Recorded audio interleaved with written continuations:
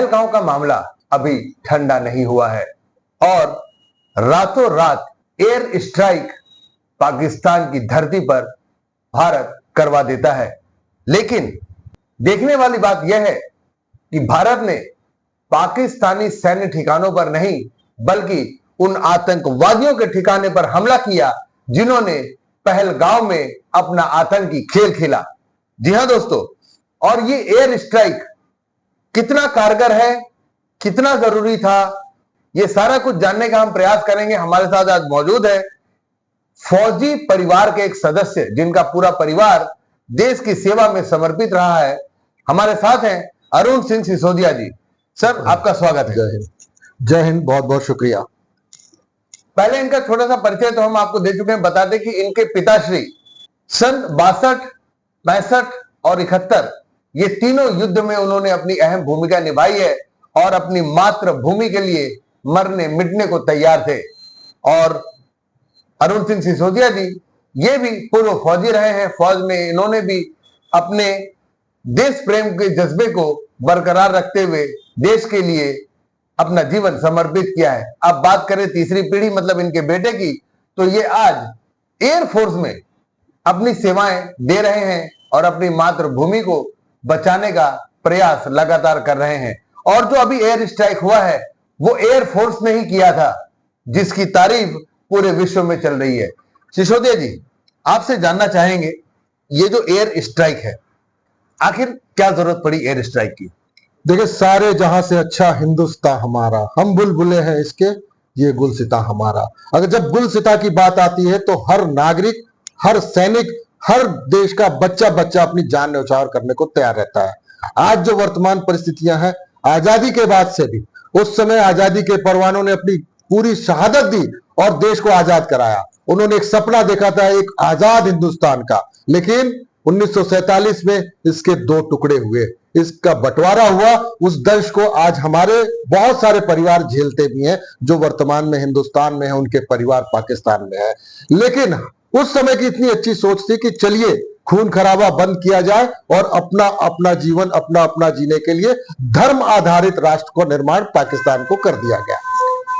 लेकिन पाकिस्तान अपने नापाक इरादों को कहीं भी बदलने को तैयार नहीं था और उसने लगातार 1947 से छुपकर, घात लगाकर हिंदुस्तान पे समय समय पे हमला किया, जिसका कि हर बार जो है हमारे नागरिकों ने क्षति पहुंची और उनके शहादत गई, जिसको लेकर देश में बार बार उसको हम लोगों ने रिएक्शन दिया, आर्मी के रूप में दिया, बीएसएफ ने लगातार उस पर अपना रिएक्शन दिया, लेकिन वो बाज नहीं आ रहे हैं। और अभी लेटेस्ट जो है दो घटनाएं हैं, पहलगांव की और उससे पहले पुलवामा की, जो ये बताती है कि पाकिस्तान जो समर्थन जो है आतंकवादियों को देता है, लश्करे को देता है, मुजाहिदीनों को देता है, वो बंद नहीं करेगा जब तक उसके दिल पे चोट न की जाए, जब तक उनके सीने में गोलियों से बौछार ना करके उनको छलनी ना कर दिया जाए, तब तक वो बाज नहीं आने वाला। और उसी का ये रिएक्शन है कि जब सिंदूर उजड़ा हमारी बहनों का, हमारी माओ का, तो इस ऑपरेशन का भी नाम दिया गया ऑपरेशन सिंदूर, कि सिंदूर का बदला हम उनके रक्त से, उनके खून से लेंगे। आपने सुना एक फौजी की दिल की बात को। आज जो ऑपरेशन सिंदूर शुरू हुआ है, रुक रुक करके करना जरूरी है, क्योंकि देश भी कहीं ना कहीं किसी ना किसी नियम से बंधा हुआ है।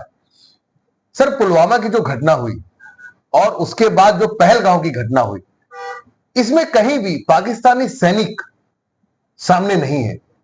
आतंकी संगठन इन सब चीजों को अंजाम दे रहे हैं।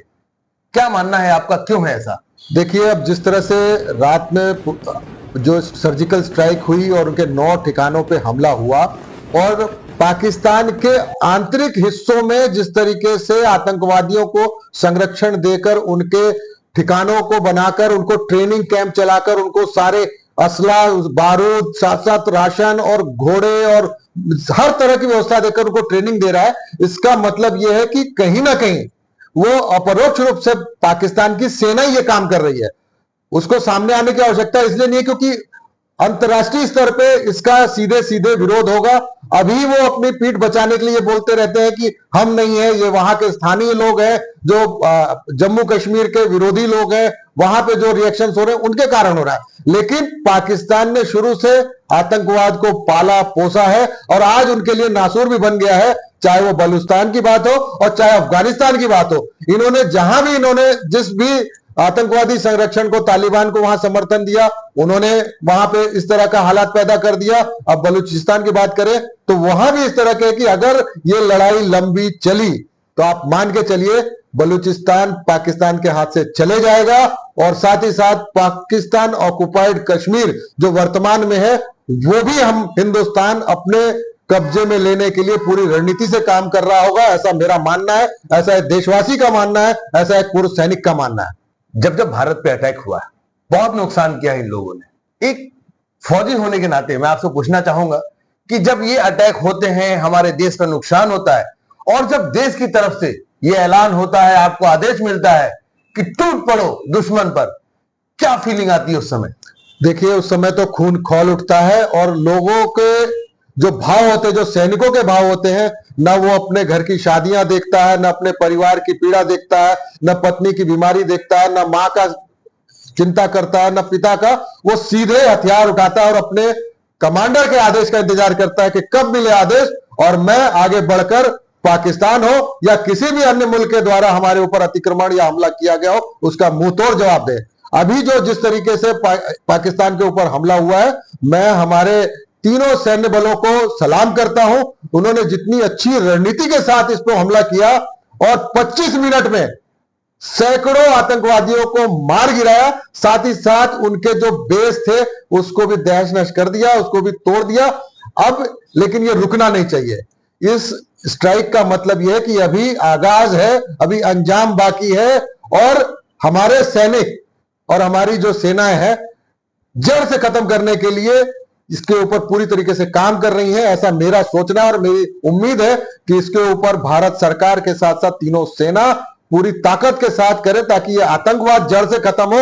रोज रोज सिसक के, रोज रोज बीसों शहादत देने के बजाय हम एक साथ मरना चाहेंगे, मरना पसंद करेंगे अपने देश के लिए, चाहे कुछ भी हो जाए। सिसोदिया जी, हर एक्शन का रिएक्शन, हर क्रिया की प्रतिक्रिया, जो नापाक पाकिस्तान ने हरकत की उसके प्रतिक्रिया में भारत ने एयर स्ट्राइक किया, लेकिन ये उनके लिए क्रिया हो सकती है।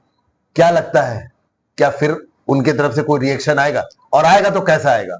देखिए ये सत्य है कि दोनों तरफ आर्मी अगर इन्वॉल्व होती है एक्शन में, इससे पहले उन्होंने आतंकवादियों को सामने रखा था, तो निसंदेह उनकी प्रतिक्रिया भी आएगी, उनका भी कहीं ना कहीं मिलिट्री एक्शन होने का चांस ज्यादा है और हम उसके लिए तैयार है, ऐसा मैं समझता हूं, क्योंकि सेना ने जो 12 दिन का समय लिया तो ये पक्की बात है कि सारी व्यवस्थाओं को कर लिया होगा और अगर प्रक्रिया इसी तरीके से उनके तरफ से रिएक्शन आता है तो ये मान के चलिए हिंदुस्तान की सेना सक्षम है ऐसे लोगों को जवाब देने के लिए और हर हिंदुस्तानी हर तरह से तैयार है। अगर कल को जैसे एक समय युद्ध हुआ था तो लोगों ने अपने घर के गहने तक देश के लिए दिए थे, तो मैं पहला ऐसा आदमी होऊंगा कि जो आज ही ऑफर करता हूं कि अगर कोई ऐसी परिस्थिति बनती है तो हम सब कुछ अपना न्यौछावर करने को तैयार है देश के लिए। ये होता है एक फौजी का जज्बा, एक फौजी के दिल की पुकार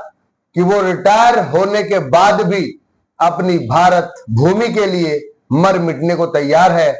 इंतजार है सिर्फ एक मौके का और ऐसा ही जज्बा हर भारतवासी का है, क्योंकि समय आने पर हर भारतवासी अपना सब कुछ निछावर कर सकता है। ऐसी और खबरों के लिए बने रहिए हमारे साथ और देखते रहिए साथी संदेश लाइव। मैं हूं संतोष शर्मा, दुर्ग भिलाई से।